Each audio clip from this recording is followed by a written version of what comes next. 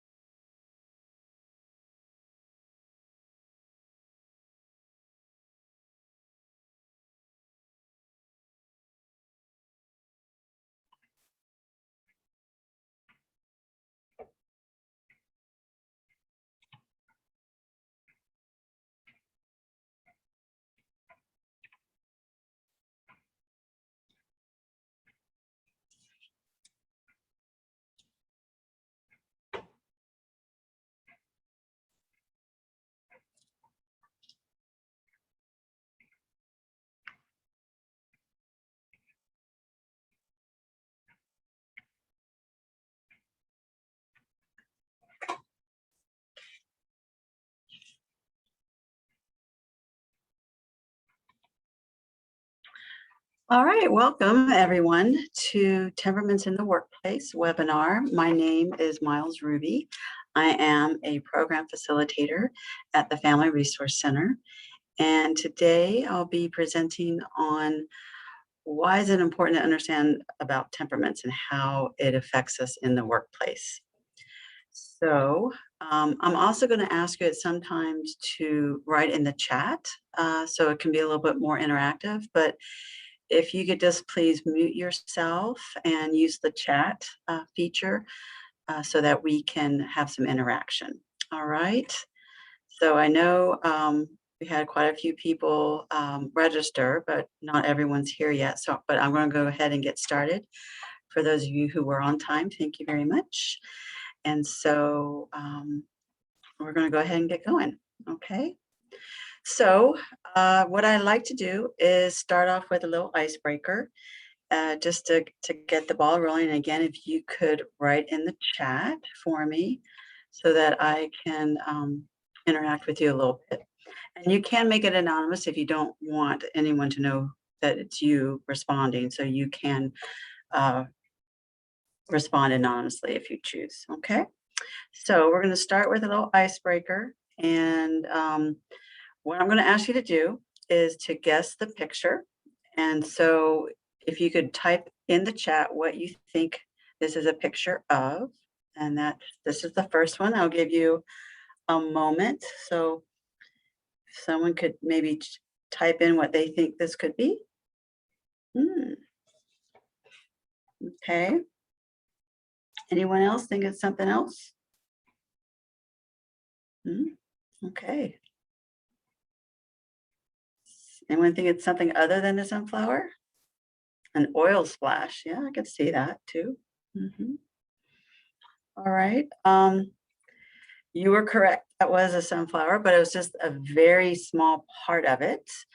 As you see, when you zoom into something, it can look very different from the entire object. Okay. So now I'm going to do another object. What do we think this is? And again, just type it into the chat for me. What could this be? What is this? And does it look dangerous? Does it look sharp? Any ideas? So far, no one has typed anything. A clipper, a dough cutter, a serrated knife edge. Okay, those are good guesses. However, this time you were wrong. It's the part of a tape dispenser. So as you can see, when we think of a tape dispenser, we don't think of it as any of those things, especially dangerous. But when you look at just one, when you zoom in on one part of it, it can look very different than the entire object itself. All right, so one more. Good guesses, everybody. What is this? And do you think it looks rough? Does it look smooth? Does it look, what is this? What do you think this could be?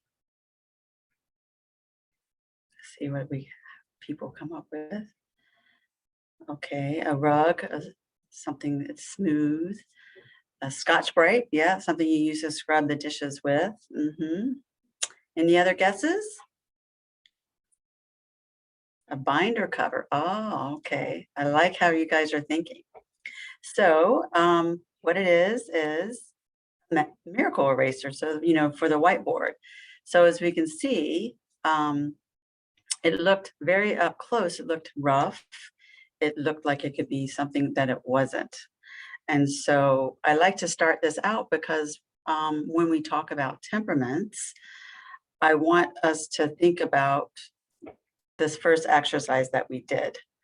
And it's so much of what we see is based on our own experiences.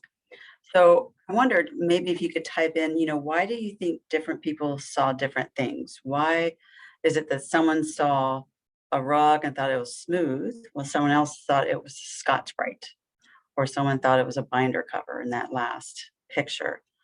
Why do you think that we saw the same thing but saw it differently? Anyone want to answer? Just type it into the chat for me. I'll give you a moment. right? Depends on our own experience, right? Some of us may not have experienced using a Scotch, bright pad. Maybe we don't know what that feels like or looks like. So that's very true. A lot of it does depend on our own experience. Anything else anyone want to add? I thank you again for participating. I think this makes it a lot more interesting. Different perspectives, right? We all see things through our own lens.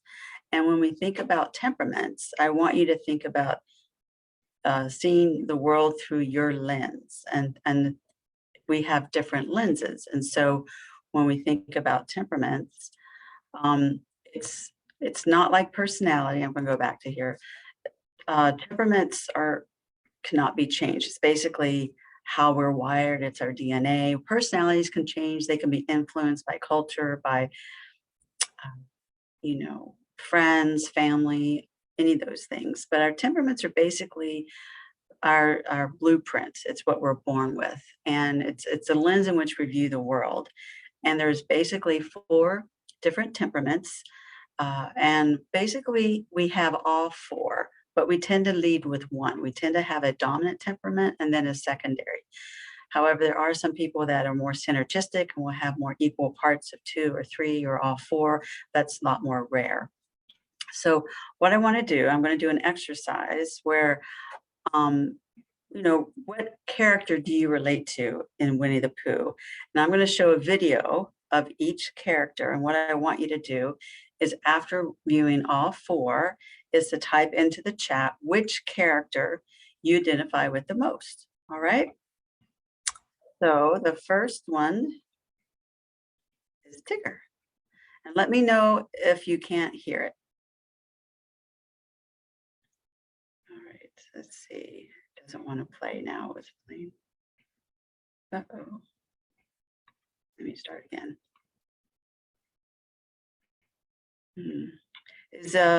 I'm not hearing it, or it's not playing. I'm not sure what's going on here. Hold on a second. Let me check my audio again. It's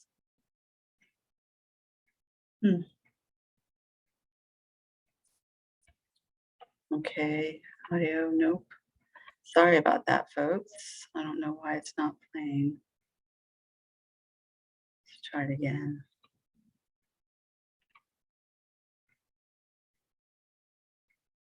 Well, we might just have to do it without the videos. Let me try the next one, see if that works. Go back to it.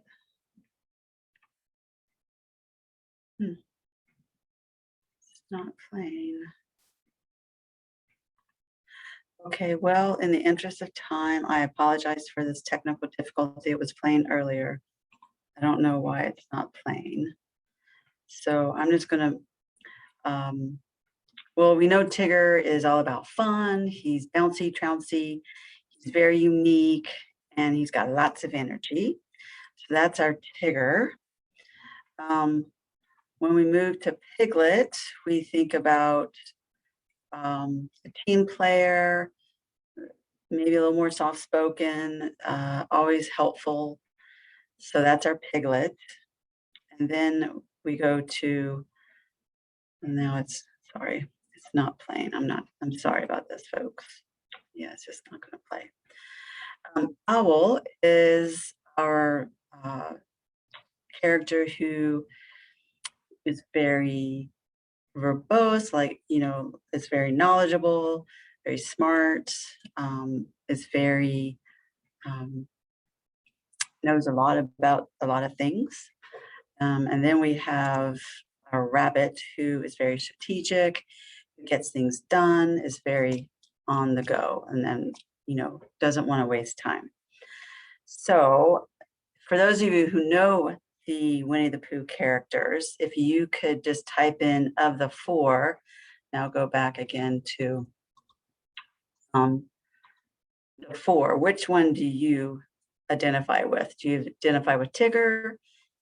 Do the fun-loving, bouncy, trouncy Tigger? Do you identify with Piglet, the more soft-spoken, friendly team player? Do you identify with Owl, who is very smart, has lots of knowledge about things, or rabbit who gets things done. So one person said they identify with rabbit.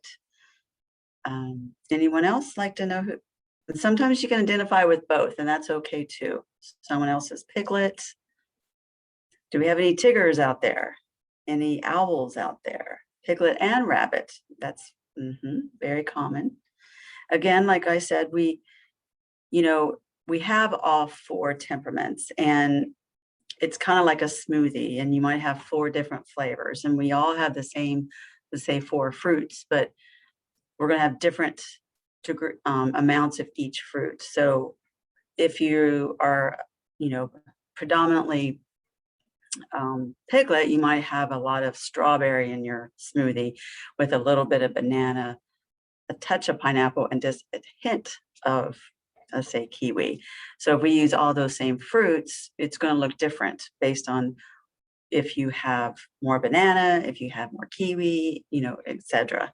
So, but it's basically, again, we have all four temperaments, but we tend to have one that's more dominant. It's basically what we are leading with, how we view the world, and what we value, and things that we are that trigger us. And so when we think about it in the workplace, it's very common to have conflict in the workplace. It's very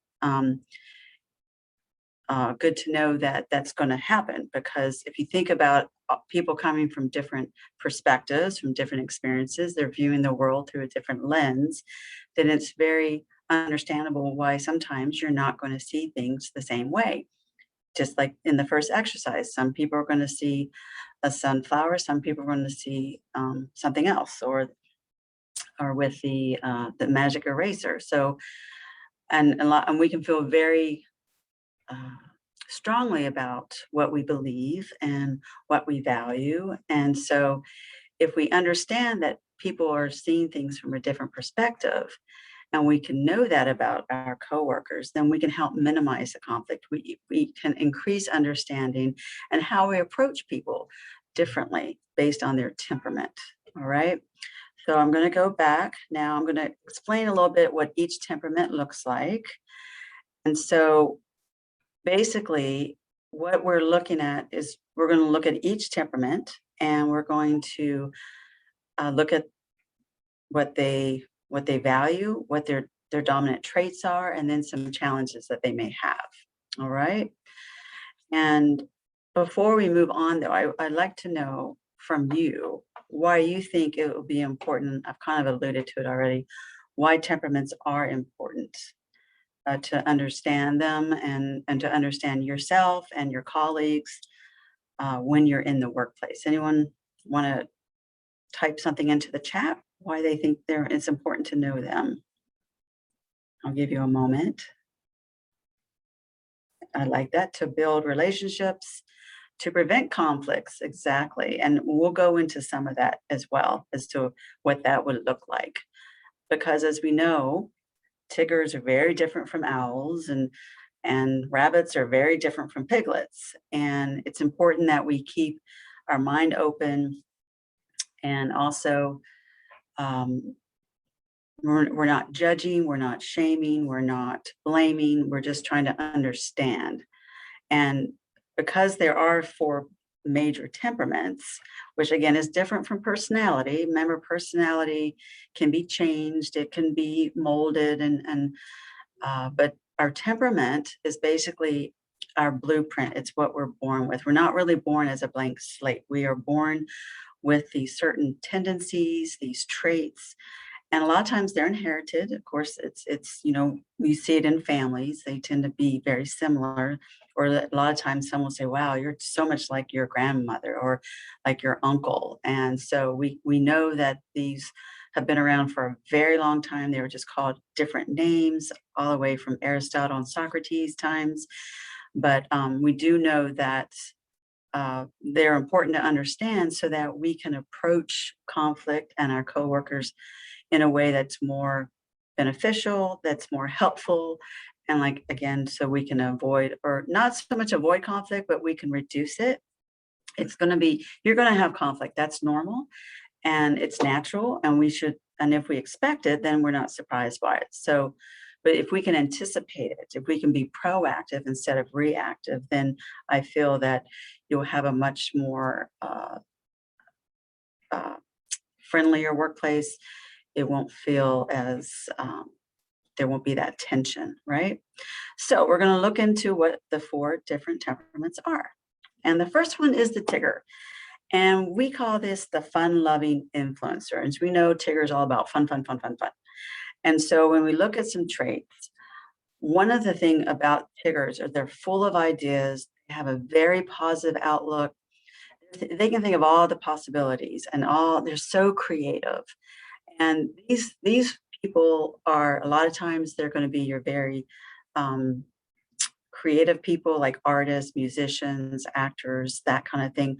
Or they're just someone that when there comes a problem, they can think of so many different solutions. They can think of a lot of things like outside of the box, right? They're not kind of stuck in one thing or one idea. So these people are very tend to be very outgoing. They're very social. A lot of times they're the life of the party. They're a lot of times um, very funny. They like to have a lot of fun. They kind of keep things light. And, in the workplace, this can be a lot of fun. And so, but also with any of the temperaments, also they have come with some challenges. And so a lot of times they may be late for appointments and deadlines because they love the idea of creating. They just love that process. And a lot of times they don't want that process to end. And they're just living, and they've got so many things going on that they tend to lose track of time. Or they just don't want the creation of the process to stop. They just want it to keep going. Okay. Also, they tend to let's see, my thing stopped working. A lot of times we say these are your procrastinators. These are the people that wait the last minute to do something. If there's a deadline, they're up till midnight or 2 or 3 in the morning getting it done. I'll also like to call them incubators. So a lot of times they may not appear to be doing anything to get something completed, but it's in the back of their head. It's kind of brewing, it's cooking, it's like an incubator, and they may not look like they're doing something, but they're actually processing it in the brain, and that's why they can do things last minute and still, produce something of quality. But it can be frustrating for some people when they think they're not doing anything. Um, Again, these people sometimes have trouble focusing. They're easily distracted. They don't enjoy a lot of restriction. They don't enjoy deadlines. These people really like freedom to create, to influence others, to influence their environment, and they don't like a lot of rules, a lot of restrictions. Freedom is the name of the game for them. And you think of Tigger, he's bouncing all over the place. Um, Also, if you think about nature, I like to sometimes compare nature to the temperaments. And so if we go to birds, let's say, might think of a hummingbird. It's just flying all over the place. It's the only bird that can actually fly backwards. It's can be very random, going from flower to flower, and very busy. And so and you probably know right away who the Tiggers in your workplace are. These are definitely the fun-loving people. All right. So next we're going to go to Piglet. Now this is the nurturing supporter. And when we think of Piglet and we think of the supporter, some of the traits are they're very empathic. They're very aware of the needs of others. They think of others a lot of times before themselves. And because of that, they're a very good team member. They're a very good planner. They really like details and gathering the information. And so these people to comfort is the name of the game. They don't want to move forward until they're comfortable. They want to connect with others, and they're really good listeners. And people a lot of times come to them when they have problems. They want to talk to them because they're really good listeners. But with that comes some challenges. These our little piglets, our little nurturing supporters, can be easily walked over because they're not very assertive. They can be somewhat passive or passive aggressive. So A lot of times they don't want to rock the boat. They don't like conflict. They really like peace and harmony, and they'll avoid conflict at all costs. So sometimes they will just not say what they're thinking or feeling because they don't want to cause conflict. But they might become passive aggressive in that if their needs aren't met or they don't feel valued. These people also, they wear their heart on their sleeve. They are very sensitive to criticism. They think, I would never say that to someone because that is just so insensitive. And so they can't understand when someone might be very frank or blunt with them. That's someone that's not thinking of how that might affect how they feel. They don't like to be rushed. Again, they don't want to move forward until they're comfortable that they have all the information to have a good plan. So again, when we're looking at solving a problem, we have the influencer who's thinking of all the ideas, the possible solutions, and then we have the supporter who can look at these ideas and different solutions and come up with a plan and gather all the information. But again, they don't like to be rushed. Sometimes these people, if you rush them, they actually get slower. It can cause them to become anxious. So that's important to understand that, especially if there's a deadline or if there's something that needs to be done quickly. We need to keep that in mind. Okay. Now we have the rabbit. This is the doer or the achiever. These people they get the results. They get things done. They are the movers and the shakers. They are very goal oriented. They are very results oriented. They like to make lists and check things off their task list. And they can be very straightforward and pragmatic. To them, time is money. Let's not waste time. Let's get it done because they're thinking of that finish line. They're thinking of the task that needs to be done. And so they're not going to take a lot of time to think about feelings because that can get in the way of them achieving their goal. And these are just your natural born leaders. These are just people who are very competitive. You might think of whereas the hummingbird is the influencer, the supporter is more like the dove, which represents peace and harmony. The doer is going to be more like that, the eagle or the falcon. It's very moves with purpose, very bold, and it has something it's trying to do. It swoops in, gets its prey, swoops out. But with it also comes its challenges. And because they want to get things done quickly and they want to get to that result, they can be impulsive and maybe miss some details. They may not think of all the possible consequences because they just want to get it done. So sometimes they can lack quality over, getting something done. They would just want to check it off. And these people really don't like to be told what to do. Sometimes, especially if you're doing emails, these are the people that are just going to write one word in a response to an email, whereas the supporter has got to explain everything. They want to explain why they said yes or no. They want to explain their reasons, whereas the doers is going to say noted, yes, no. They don't want an explanation. And it can be frustrating for them if someone wants to give them an explanation and they don't really care about it. They just want the yes or no answer. And sometimes, a lot of times, what really triggers the doer is when someone's slowing them down, when something's getting in their way, when there's blocked efforts, when someone is not maybe doing their part, and so they can't do their part. They get really frustrated because they don't like someone getting in the way of them completing their goal or getting to that result. So that can be a real challenge for them. Then we go to the owl. This is the thinker. This is the very rational person. They are very logical, literal. They have a very keen eye. They may see things that everyone else misses.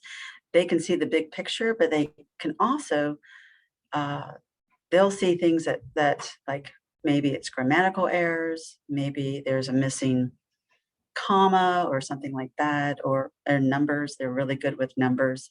But these are your very black and white thinkers, and they really respect time. These are the people that are normally early. So some of you that arrived a few minutes before we started. That might be a trait that you have. Maybe that's because a lot of times the thinkers, if they're not early, they're late. And so if someone is late and they've been waiting for them, that can really be a trigger for them because time's to be respected. And respect is very important to the thinker as well. They really value knowledge, and they like to be their own authority. They're very efficient. These people really do the jobs no one else really wants to do. They like to work alone a lot of the time. But with that comes some challenges because they can get bogged down in those details. And sometimes they don't want to move forward until they feel like they've got all the details and they have all the information. And so sometimes these people can be slow, and really last minute changes are stressors for them. So that's going to be a big red flag for them if they've been working on something and then they got to shift gears suddenly without a lot of notice. That's going to really cause them some anxiety and some frustration. Um, Again, they see things very black and white. These are very literal people again. It's like all or nothing, it's my way or no way or the highway. Sometimes, especially if they're really a dominant thinker, and these people can be very straightforward as well. And they do have feelings, but they're very private with their feelings, and they're not going to share them with just anyone as well. And so these people, they're just going to go along and do their work. They're not going to be as social, and that they might have, one or two good friends. So those are the four temperaments in a nutshell.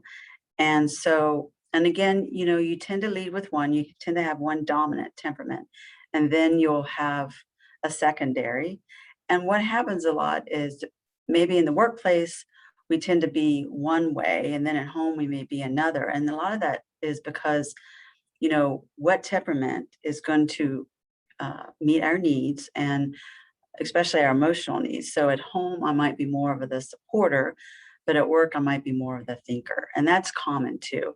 But it's important to understand that, what your dominant temperament is, so you understand what you value and what are some challenges that you have. I don't like to say they're strengths or weaknesses because each temperament has both. And so if we look at solving a problem, we have the influencer who's thinking of all the ideas and the possibilities. We have the supporter who then is going to make a plan, gather all the information. And we have the doer who's going to start putting that in action. And then we have the thinker who's going to perfect it. I like to say, instead of being perfectionists, these are people that can take something and make it better because they have that keen eye. They can step back and see the big picture, or they can really look and see some details that everyone else missed. So when we have a problem at work, you can see the benefit to having some of everyone, having one of each, and not to have just all thinkers or all doers or all influencers, etc. Right? So again, we have different approaches. And so some people will look at change, they want change, and some people value tradition. So I'd like for you in the chat, if you could maybe, which of these temperaments would embrace change and which would embrace tradition. So if you just want to type that in based on what you know so far about temperaments. Anybody? Which temperament is going to be fine with change? Just kind of go with the flow. If you're thinking Tigger, you are correct. You're thinking the influencer. Whereas tradition, that's going to be more right. Tiggers, definitely influencers, don't mind change. Tradition, that's going to be more of your thinkers. And so if you've got staff, some that like change and some that like tradition, you can understand, and Al as well. Yep. You can understand how that can cause conflict, right? Then we look at, sorry about that. Then we look at vision versus practicality. Oh, let's think outside the box.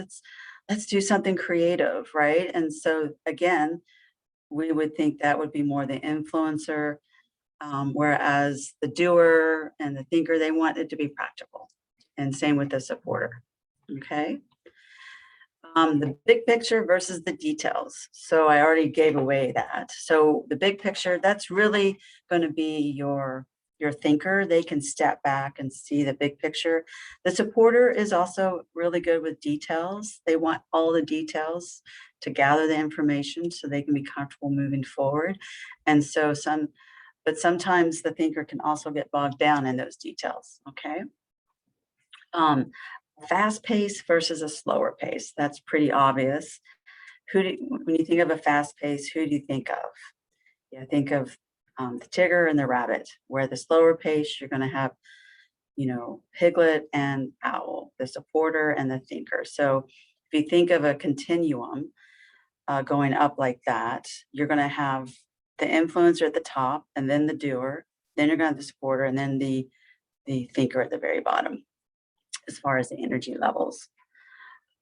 Risk taking versus being cautious.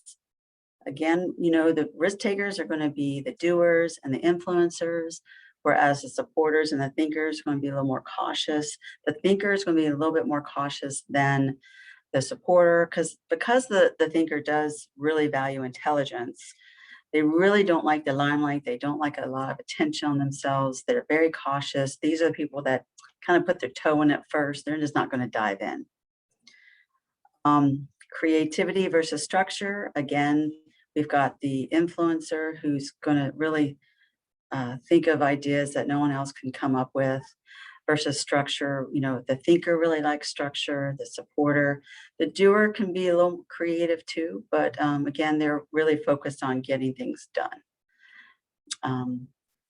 And then process focus versus content focus. Again, the influencer loves the process of creating and they're focusing on what that looks like, whereas the supporter and the thinker are really looking at the content, and the doer too is very process focused. So it's good to have, if you've got someone that's just focusing on the content versus how we're doing it or how it's moving along, you can see how they can butt heads as well. All right, so how do we minimize conflict? Knowing what we do know about temperaments and knowing ourselves and maybe have an idea of what our colleagues are. There are some things we need to understand that, each temperament has its strengths and challenges and, how they're going to approach work. So if you know this ahead of time, that can help minimize the conflict. Hey, this person is really, loves the process. They love to be creative. So I need to give them time to do that. Or this person doesn't like last minute changes, or they have trouble with deadlines. So, they need more time, or they don't work as fast. So I need to give them more time. Being considerate and respectful. Not everyone thinks and acts like you, and that's okay. Because remember, we have different temperaments. We have different um, ratios of the different temperaments. So it's not going to look the same on every person. And so it's okay to agree to disagree and to understand someone else's perspective. And again, to recognize and utilize your colleagues' strengths rather than focus on their weaknesses. I think if we understand that we can benefit the whole team by saying, well, these are your strengths. So I'm going to, use you in that capacity more than this one because this is how we're going to get this job done because you're better at this versus that. And so if on your team, you can do that. And also be mindful of what triggers your colleagues as well as yourself. If you really like rules and you like structure and if there's not enough rules or you don't have enough information on what you're expected to do, that can be really triggering for you or for one of your colleagues if that's what they like. But if someone, really likes that freedom to create, then it's important to give them that leverage, to give them that opportunity. And if you need to be more social, making that happen as well for yourself. Again, it's about accepting our uniqueness without undermining the value of other people's differences. and to really just understand that it's the differences that's going to create a really diverse team that's going to be able to be more effective and more efficient. Because if you have a team of all Tiggers, sure, you might have a lot of ideas, but is anything ever going to get done? Maybe not, because they're just processing, they're creating. And then again, if you have just a bunch of doers, they're going to really, butt heads because they want to do it their way, or they want to get it done, fast, and they're maybe missing some details, or not thinking of something that is very important that could be missed. All right. So another thing we want to think about are some do's and don'ts. Okay. So we don't want to make excuses. We all know that we have some challenges once you know your temperament and your colleagues' temperaments, but we don't want to make excuses for it. Well, it's because I'm this way. I like to use the word challenges because once we know what those are, then we can make more of an effort to work on those. So we do want to be willing to fix the problem and focus on that. Okay. We don't attack the person with name calling or put downs. That's only going to make the problem bigger. What we want to do is attack the problem. So we want to separate the person from the problem. And one is not always the same, but name calling and put downs is not going to make your problem any smaller.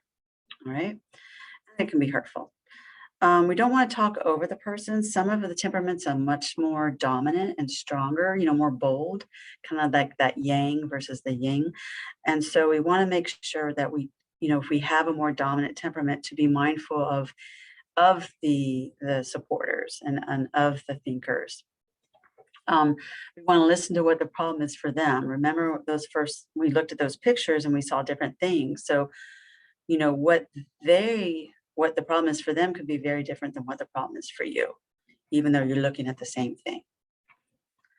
Also, we don't want to blame or shame. We want to make sure that we're respectful and look for answers so that everyone gets what they need. So it's important to put yourself in their shoes, to consider their perspective and to understand their concerns, and have everyone have an opportunity to put their concerns on the table and to be open to that. Okay. We don't bring up the past. What we want to do is focus more on the present. What can we do now? How can we move forward?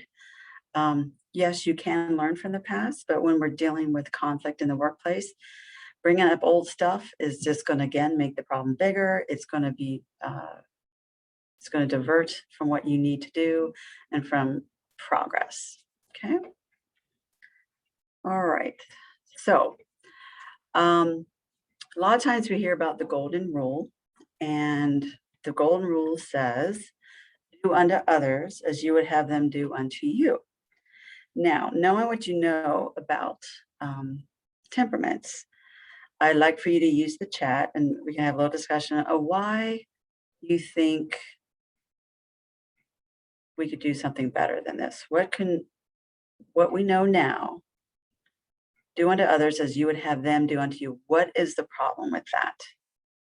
I know it's a biblical thing, but just around temperaments, if you have others do unto others as you would have them do unto you. Right. What you may like or what you may need could be different because you value something different. Right. And what you like is not applicable. If you are a Tigger and you really like freedom and you like it, the freedom to express yourself, to be creative, you really value that could actually be a trigger for the owl or the thinker that really needs structure, that needs rules and deadlines and needs to know everything. Whereas, so you can see how what one person may value could be a trigger for another person. So, how do we make it better, right? What could we say instead of do unto others as you would have them do unto you? Any ideas? Anyone want to take a crack at it? How, instead of the goal, be respectful to each other. Mm-hmm.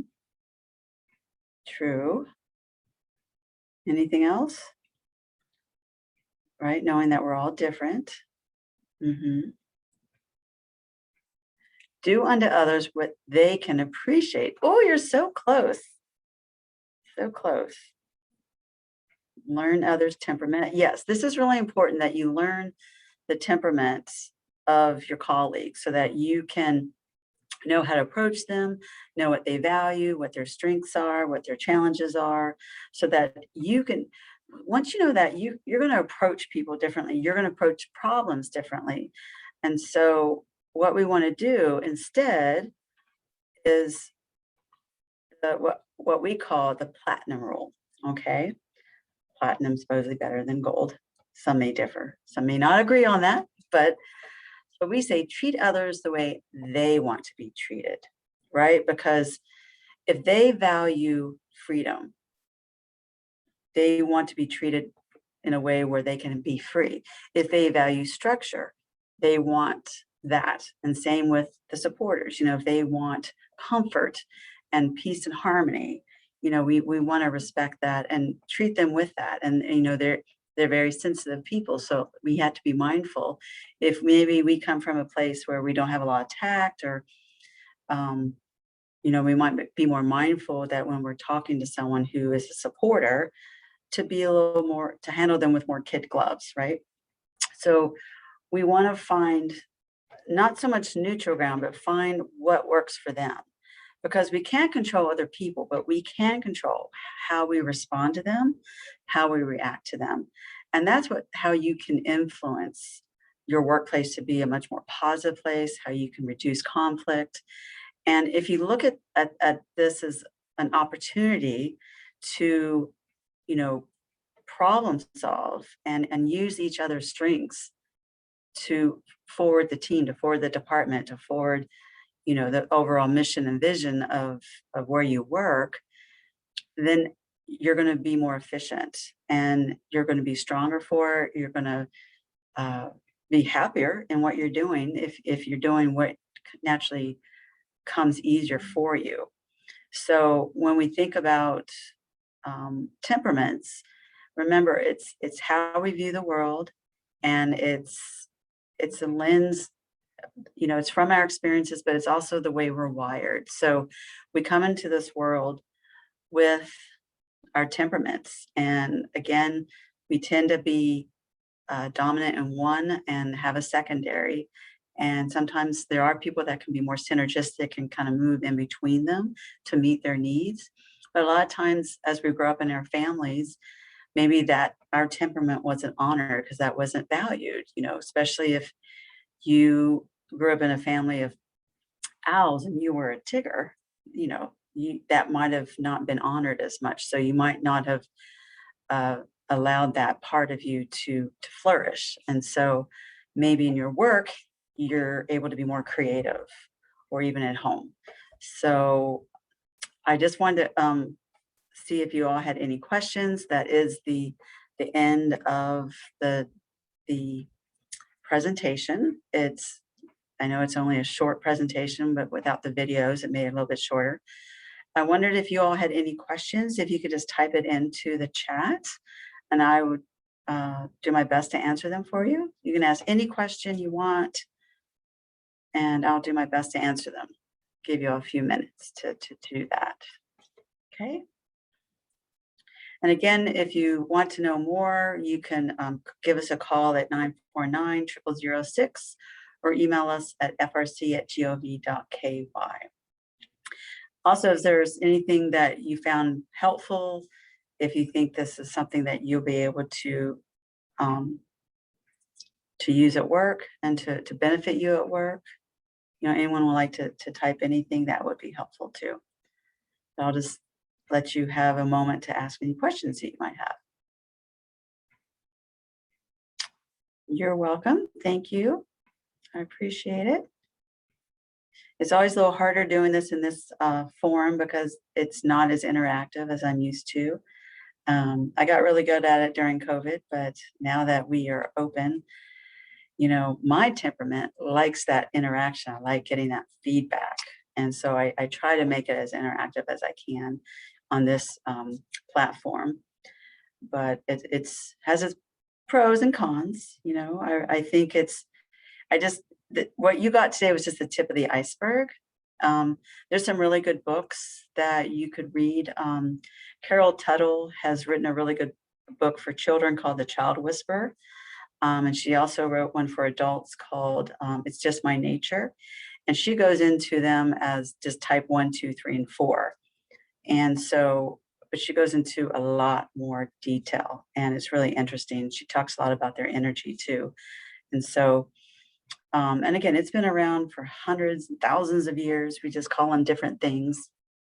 And it's just really helps you to understand why people maybe behave the way they behave, or value something different from you, or are triggered by something different from you. And you might say, I just don't get it. Why do they make such a big deal about this? Um, yeah. Okay. So though we have different temperaments, can policies help persons with temperament that love to be free to be more mindful of the need to organize for organization and deadlines in the workplace? Well, absolutely. That's definitely a challenge for the influencer is to be mindful of that. Um, you know, there are going to be, I mean, that's the reality of life is there are deadlines. There are things that have to be done in a timely order and have to be organized. They might need more help um, in how to be organized and what that's going to look like. And they might need more time, um, doing things in smaller chunks.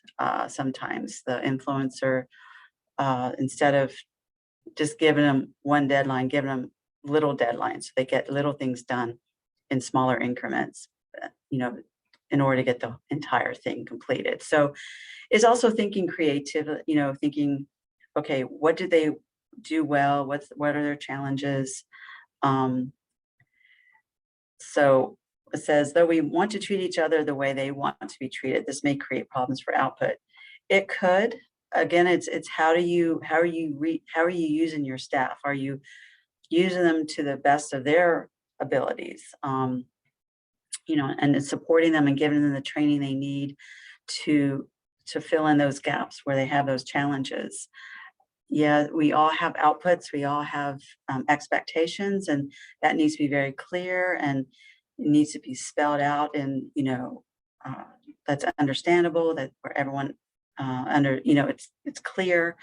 And so sometimes if you have that conflict, just sit down and get both perspectives and see what the problem is for them, because what you think their problem is may not be what it is for them. So if there is some issues with outputs and people not making deadlines, then have that conversation with them, find out what's getting in their way, what's blocking them. And someone's asking if there's a temperament test that you can take. There is, and what I can do is I can send that through to Andrea, who organized this. I can also send an like a handout that kind of goes through each temperament, that goes into a little more detail of the challenges and the traits, the strengths that they have, so that you can have that as well. But again, a lot of the times these tests, they're just indicators. So often when we do these tests, we answer the way we hope to be or we should be, and not how we actually are, because it's all about also being self-aware. So a true test is you doing the test, then having other people doing the test on you. So, and it would be really interesting how someone might see you and how you see yourself. But I can definitely send that through to Andrea, who organized it. And there is another book called Why Aren't You More Like Me? That's geared more for businesses. That's also helpful. So I'll definitely get that to her, and then she can share that with all of you who attended. Yeah. I'm glad you found it resourceful and helpful. Again, we just looked at the tip of the iceberg. And if you'd like to learn more, please feel free to email me. My name again is Miles Ruby. I'm at the Family Resource Center, frc@gov.ky, or you can give us a call. We do parent coaching. We do presentations like this, and all our services are free. And we are part of the Department of Counseling Services, which is a government entity. And we're located on 87 Mary Street, on the second floor above work. And we'd love to help you if you need some help with parenting. If you'd like us to do something else, that's what we're here for. So thank you so much. And at the end, you will get a poll. There's 3 simple questions. Just answer those. And again, feel free to email me or call us if you'd like to know anything more or like to find out more about what programs we do offer. Okay. All right. So thank you so much. And I will send those things through to Andrea for you. And thank you for your time and thank you for interacting with me. That made it more interesting too. So have a great evening. Thanks so much.